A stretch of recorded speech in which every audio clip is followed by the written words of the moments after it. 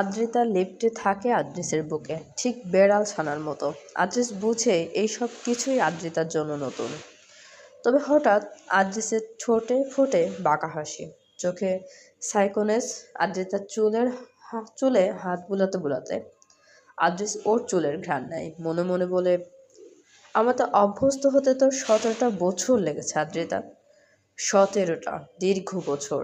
কিন্তু জানিস, যতই সময় লাগুক, শেষমেশ তুই আমার ছায়ার সাথেই শ্বাস নিতে শিখেছিস। এটাই আমার জয়। তুই কি সত্যিই ভাবিস এই পৃথিবীর কোনো শক্তি তোকে আমার থেকে আলাদা করতে পারবে? পৃথিবীটা খুব বড় না আদ্রিতা, আমার ইচ্ছের চেয়ে বড় কিছু এখানে নেই। ভুল কল্পনা করিস না পাগলি।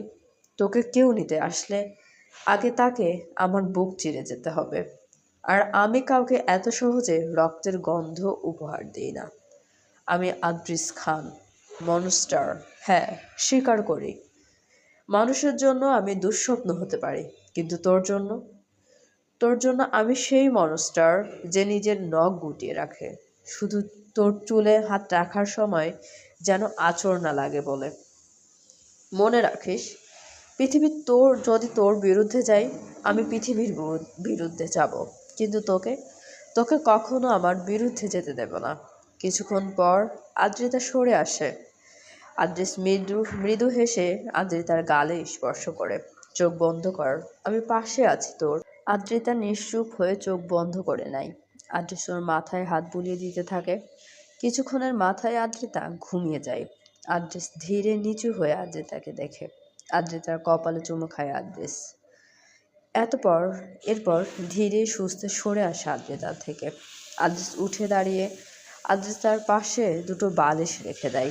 এরপর সে বেরিয়ে যায় রুম থেকে। পকেট থেকে ফোন বের করে দেখে সায়ের মেসেজ দিয়ে রেখেছে। আদ্রিস বাঁকা হাসে, পুনরায় ফোনটা পকেটে রেখে হাঁটা ধরে বেসমেন্টের পথে। আদ্রিসের মেনশনের বেসমেন্টটা কিছুটা সিক্রেট, সহজে কেউ বুঝে উঠতে পারবে না এটা বেসমেন্টের রাস্তা। আর সেটা সবার সামনেই। আদ্রিস বেসমেন্টে পৌঁছে যায় কিছুক্ষণের মাঝে।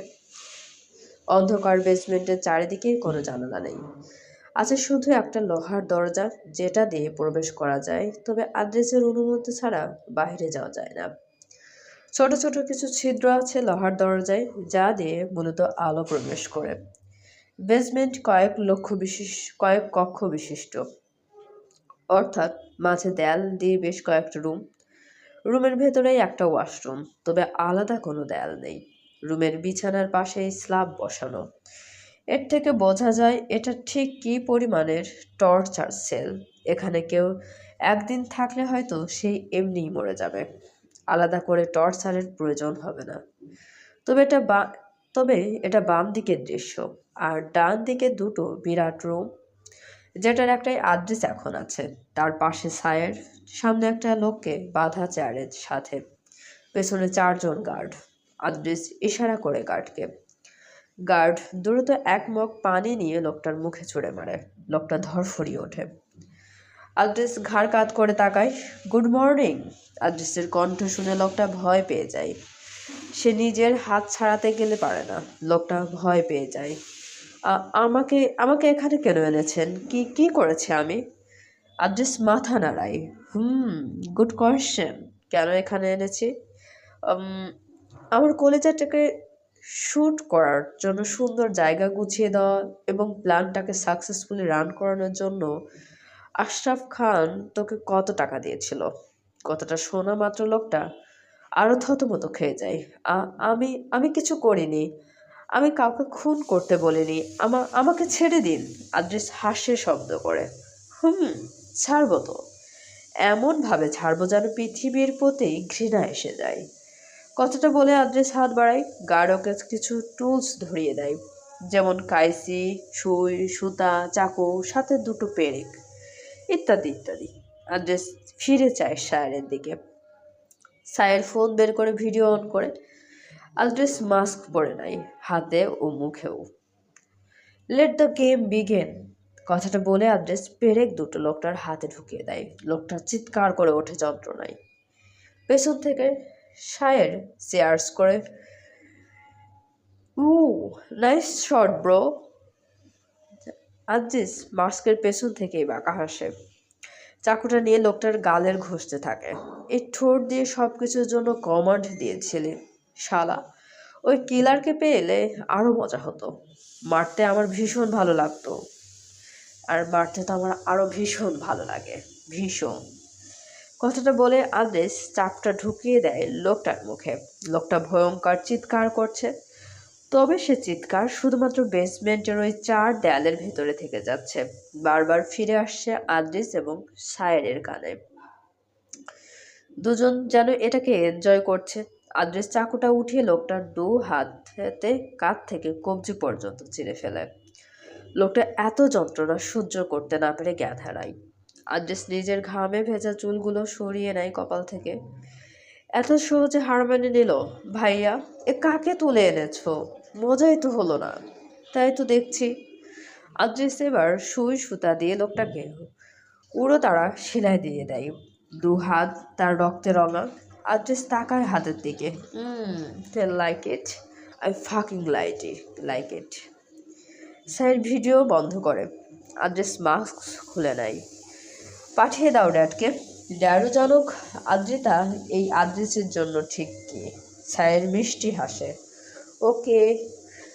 আদ্রিস হ্যান্ড গ্লাভস খুলে ফেলে দেয়। ওটাকে অমন রুমে বন্দি করে রাখো। এটাকে ওই রুমে বন্দি করে রাখো। কোন ওষুধ দিবি না। এভাবেই কষ্ট পেতে পেতে মরুক। ওকে বস।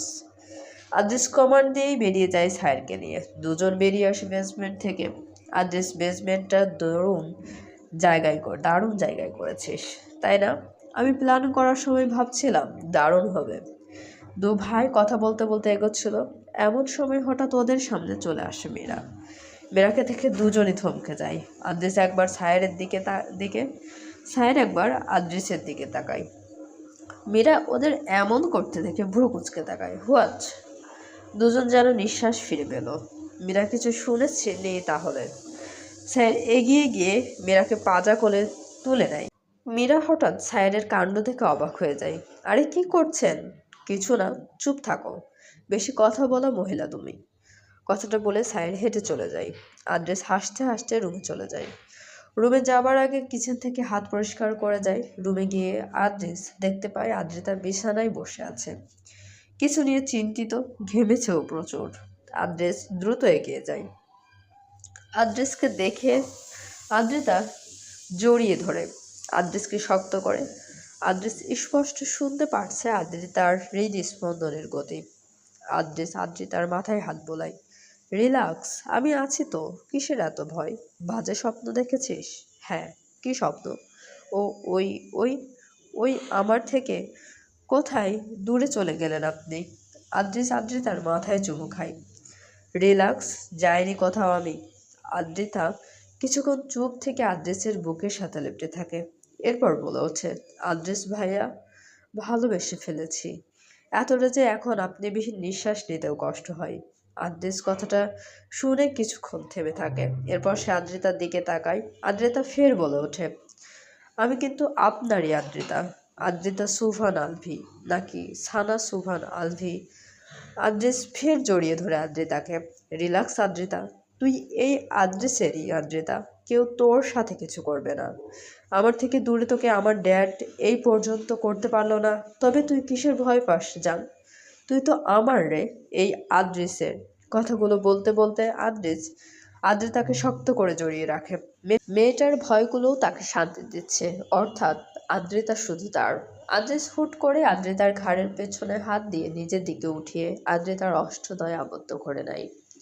আদ্রিতা ঝুঁকে পড়ে বিছানায়। আদ্রিস চেপে ধরে আদ্রিতাকে বিছানার সাথে উন্মাদের মতো শুষে নিতে শুরু করে আদ্রিতার অষ্টদয়। ও যেন পাগল হয়ে গেছে এই মুহূর্তে। কিছুরই খেয়াল নেই আশেপাশে কোথায় কি হচ্ছে। আদ্রিতা চেয়েও কিছু বলতে পারছে না। তাকে সব দিক থেকে আটকে ফেলেছে আদ্রিস। কিছুক্ষণ পর আদ্রিতার নিঃশ্বাস নিতে কষ্ট হচ্ছে দেখে আদ্রিস একটু উঁচু হয়। আদ্রিতা ব্রিথ আউট হয়ে গেছিল। কিছুক্ষণ পর আদ্রিতা স্বাভাবিক হলে আদ্রিস ফের অ্যাটাক করে আদ্রিতার উপর। এবার আদ্রিতার ঘাড়ে। আদ্রিতা শব্দ করে ওঠে। আদ্রিসের প্রশস্ত হাত তখন আদ্রিতার কোমর জুড়ে বিস্তৃত। আদ্রিতা কেঁপে উঠছে বারবার। আদ্রিসের কাণ্ডবাণ্ডে। প্রতিটা স্পর্শ আদ্রিতার শরীরে শিহরণ জাগিয়ে দিচ্ছে। চলবে। গল্পটি আপনাদের কেমন লাগছে অবশ্যই কমেন্ট করে জানাতে ভুলবেন না এবং চ্যানেলটি সাবস্ক্রাইব করে আমাদের সঙ্গে থাকুন। অনেক ধন্যবাদ আমাদের চ্যানেলের সঙ্গে থাকার জন্য।